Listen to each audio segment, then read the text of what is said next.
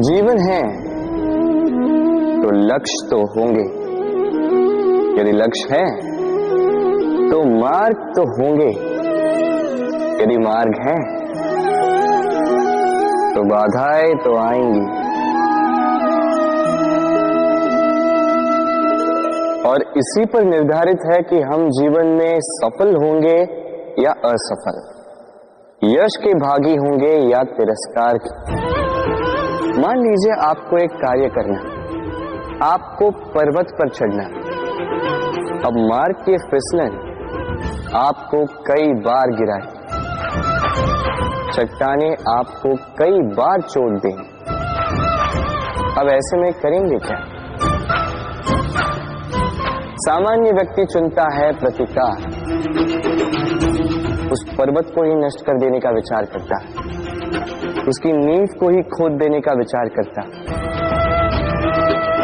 किंतु पर्वत को तो कोई नष्ट ना कर पाए, तो असफलता के साथ साथ अपयश का भी भागी बन जाता है। दूसरा मार्ग है परिवर्तन। यदि आप उस पर्वत को खोदने के स्थान पर उस पर सीढ़ियां बना दे तो आप भी उस पर्वत पर चढ़ सकते हैं, कोई और भी उस पर्वत पर चढ़ सकता है, आने वाली पीढ़ी भी उस पर चढ़ सकती है, और यही आने वाली पीढ़ी सदा आपका यश गाएगी। इसलिए जीवन में प्रतिकार नहीं, परिवर्तन चुन, बदला नहीं, बदलाव चुन। आपकी ये बाधा आपकी मित्र बन जाएगी। राधे राधे। संसार में सबसे अधिक पवित्र माना जाता है गंगा जल को। कभी सोचा है क्यों? क्योंकि गंगा जल का आविर्भाव ही शुद्ध होता है, उसका जन्म शुद्ध होता है, जहां से उसका प्रारंभ होता है वो शुद्ध होता है, और प्रारंभ का शुद्ध होना अति आवश्यक है। हमारे जीवन में प्रारंभ होता है हमारे विचार से। अपने विचार शुद्ध रखें, क्योंकि इन विचारों से बनते हैं आपके शब्द। आपके शब्द शुद्ध रखें, क्योंकि इन शब्दों से आपके कार्य संपादित होते हैं। आपके कार्य शुद्ध रखें, क्योंकि ये कार्य बनाते हैं आपका स्वभाव। स्वभाव से बनती हैं आपकी आदतें, और आदतों से बनता है आपका चरित्र, और ये चरित्र संसार के समक्ष आदर्श के रूप में आता है। तो विचार से आदर्श तक की यात्रा शुभ तभी होगी जब आपके विचार शुभ होंगे। तो इस संसार में, इस जीवन में आपके विचार शुभ रखें, शुद्ध रखें, आपका मन प्रसन्न होकर बोलेगा। राधे राधे।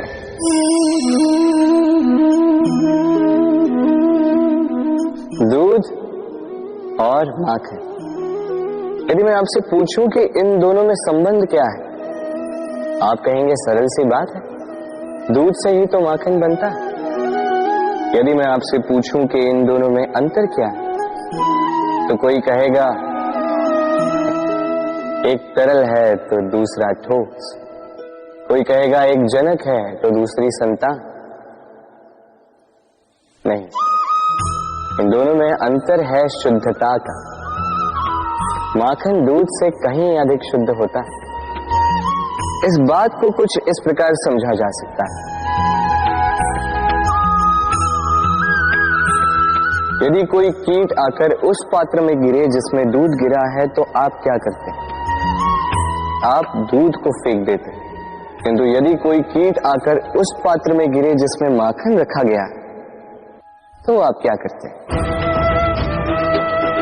आप उस कीट को निकाल कर फेंक देते हैं। ये कीट मैला, ये कीट दूषित है। और यदि हमारा मन निर्मल ना हो, तो ये कीट हमारे मन को भी दूषित कर देगा, उसे मैला कर देगा। किंतु यदि हमारा मन माखन की भांति शुद्ध हुआ, तो कुविचार को स्वयं से जाना होगा। स्मरण रखिएगा, इस संसार में कीट तो रहेंगे, अब दूध बनना है या माखन, निर्णय आपका। राधे राधे। आपने जीवन में कभी न कभी किसी पौधे को जल तो दिया ही होगा।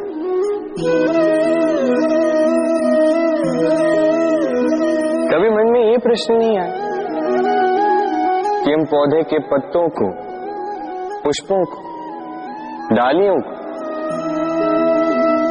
उन्हें तो हम कभी पानी नहीं देते, फिर भी कैसे उन तक पानी पहुंचता, फिर भी कैसे वो जीवित रहते।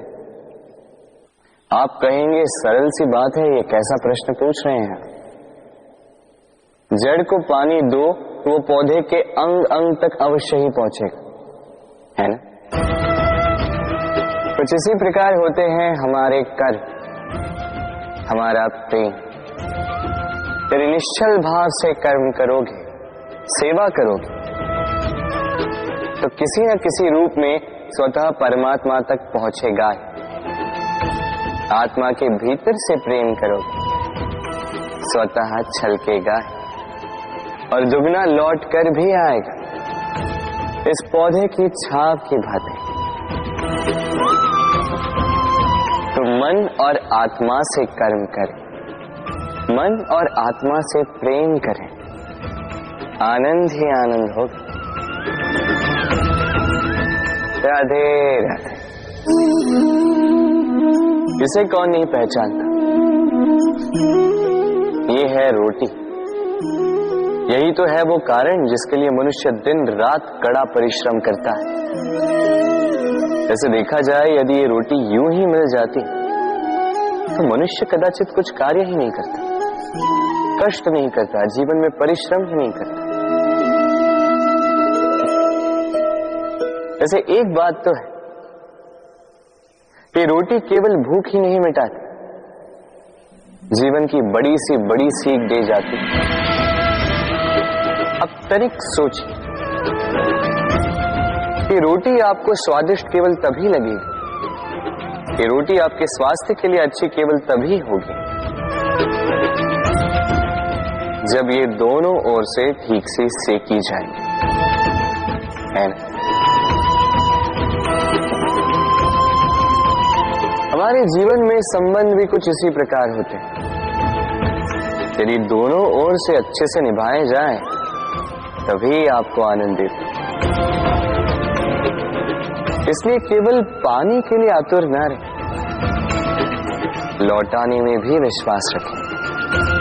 क्योंकि जब एक संबंध में दोनों ओर से प्रेम होगा, दोनों ओर से करुणा होगी, कुछ करने की चाह होगी, तभी वो संबंध आपको जीवन में आनंद देगा।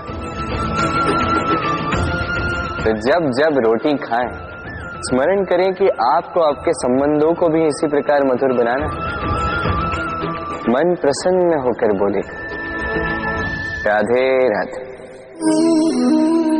वर्षा में कई बार आपने इंद्रधनुष देखा होगा, सतरंगा, मन भाव।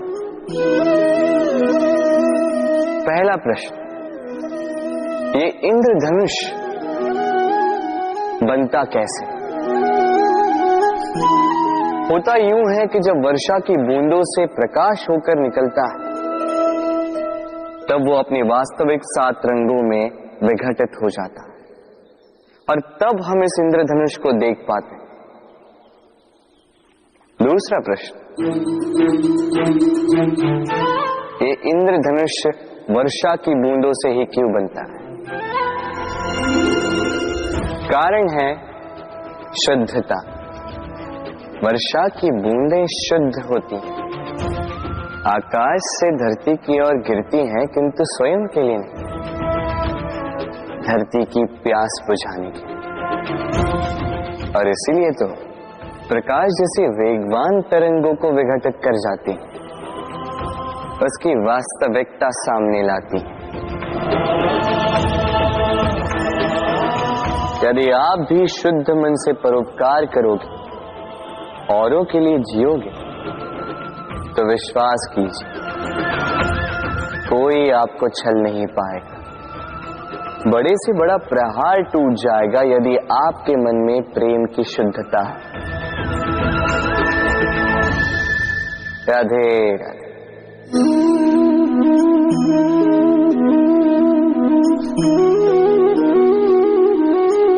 आइए, आज आपको एक कहानी सुनाता। एक बार एक नेत्रहीन व्यक्ति गया मंदिर ईश्वर के दर्शन प्राप्त करने। अब जब वहां उपस्थित लोगों को यह ज्ञात हुआ कि यह व्यक्ति नेत्रहीन है, तो कुछ लोगों ने उसका उपहास उड़ाना प्रारंभ कर दिया। वो जिसकी स्वयं की दृष्टि ही नहीं, क्या करने आया होगा यहाँ?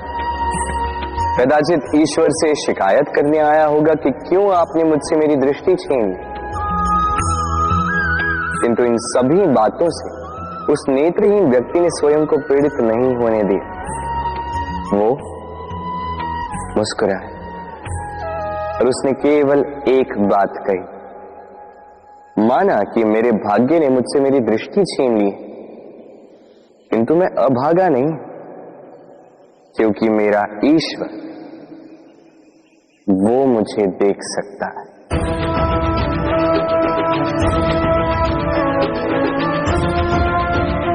स्मरण रखिएगा, दृष्टि नहीं दृष्टिकोण आवश्यक है। यदि आपका दृष्टिकोण शुभ हो तो अशुभ में भी शुभ स्वयं दिखने लगता है और मन प्रसन्न होकर कहता, राधे राधे।